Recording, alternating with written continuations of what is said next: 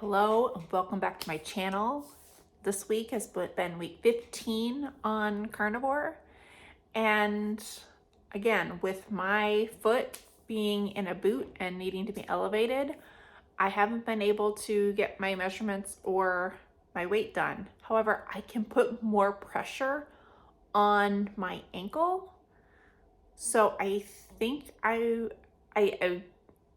wasn't able to put enough pressure on my whole foot in order to get either accurate measurement. So I'm hoping this next week that I'm able to. I have more confidence. I have kept it elevated, putting ice on it multiple times a day in order to help with my healing of my foot. And I'm also using the sauna. Actually, that's the only goal I've been able to meet this week because there's no way I can get 10,000 steps in. I'm not getting downstairs and lifting weights. I'm not getting my exercise ring closed. And I have no idea where I'm at on my protein goals because I'm usually having the kids heat something up or bring something to me, or when they're making something, bring something to me. And that has been a struggle as far as food because I feel like I'm sitting around, I feel like I'm doing nothing. So I am more hungry, and I know it's out of boredom, and I have to stop and remind myself, like, are you actually hungry? Or are you feeling hungry? Or is this just boredom? And a lot of times I'm sitting there thinking, it is just boredom. I want something, or I want some type of treat, and like, no, I have to keep telling myself no. And that's been a struggle. The weather has changed dramatically. It's gotten much cooler. Highs are like nowhere near where a couple weeks ago it was so hot, and now it's gone. It actually feels like fall.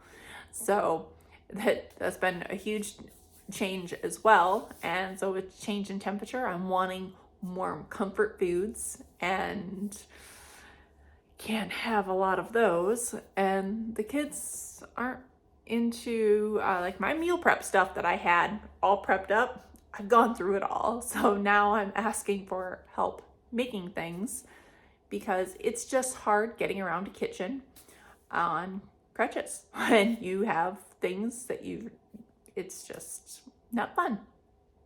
And they're able-bodied. So I'm relying on them. And yeah, they don't feel like it. Well, I don't always feel like making food either, right? So I have been sticking with it, with an exception. I did have some ice cream the other night, and oh boy, that was a nice treat. But I also knew I can't do this. No. And of course, my body did not respond to it well. I was running to the bathroom. So like, I knew that was going to happen. I knew it. I knew it wasn't going to be well, but that's what I get. So got off track there, but I'm also like going to the fridge going, there's nothing in here. So I'm struggling with that. We have plans. I told the girls, like, we have plans. They're cooking. We're just having an afternoon and cooking up a bunch of different things. It's supposed to be nice today. Today we're not supposed to have any rain. So this afternoon we will be cooking. We will be outside. We will be using that nice big Blackstone grill and cooking up a bunch of stuff for food for this upcoming week. And then the following week I'm traveling. So that'll be interesting, traveling with having to keep my foot elevated and getting around. So I'm kind of nervous about how I'm going to get around and what I'm going to eat while traveling. So we're going I'll be going to Florida for an event. And then I had this whole idea of different videos I was going to do, and all of them pretty much involved me standing and moving and demonstrating things.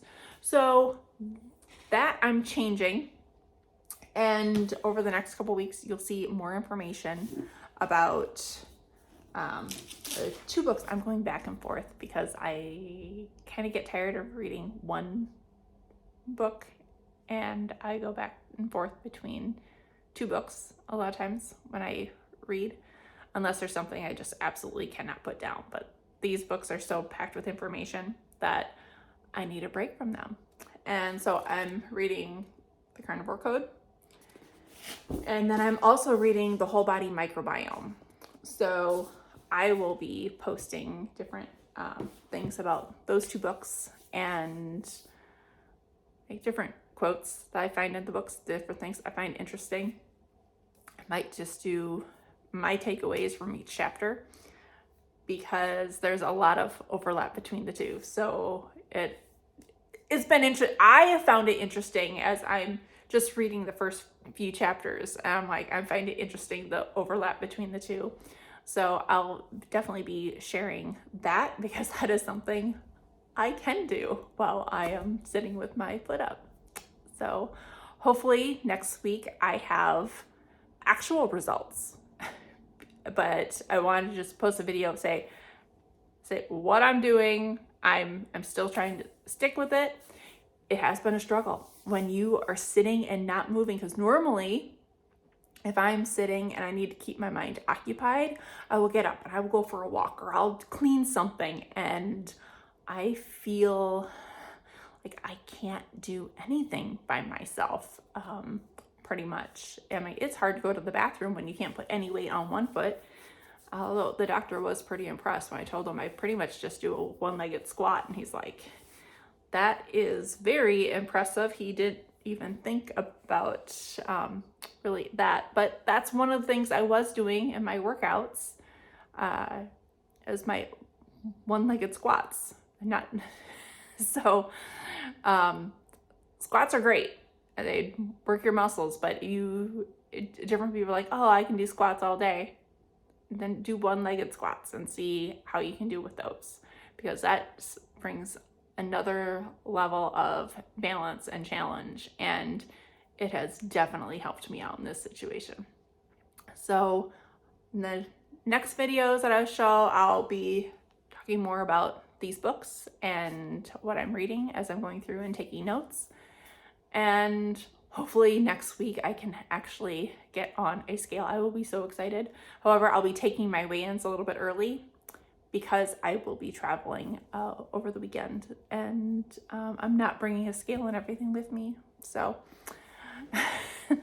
so that's what I had my little mess up with my little bit of ice cream, but we'll see if I'm actually overeating, because I feel like I'm eating way more. I'm not that I'm eating more food.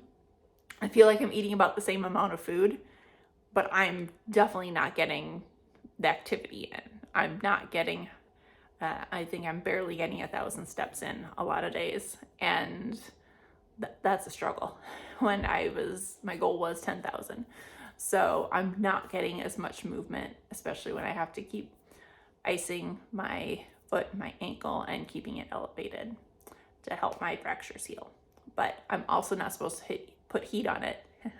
But the sauna has helped. Like, I have seen the results. I can see the bruising and see the bruising diminishing after the sauna, and it looks better. I have more movement, feels better. So I'm definitely keeping on using that sauna, because that has, I can feel the biggest difference by using the sauna than even like the ice pack. Using the ice and elevating it helps, obviously, throughout the day. I'm not going to stay in a sauna, but that has given me the biggest range of movement in my foot are the days that I do sauna, and that is when I feel the best, and I can see the bruising noticeably going away during that period after the sauna.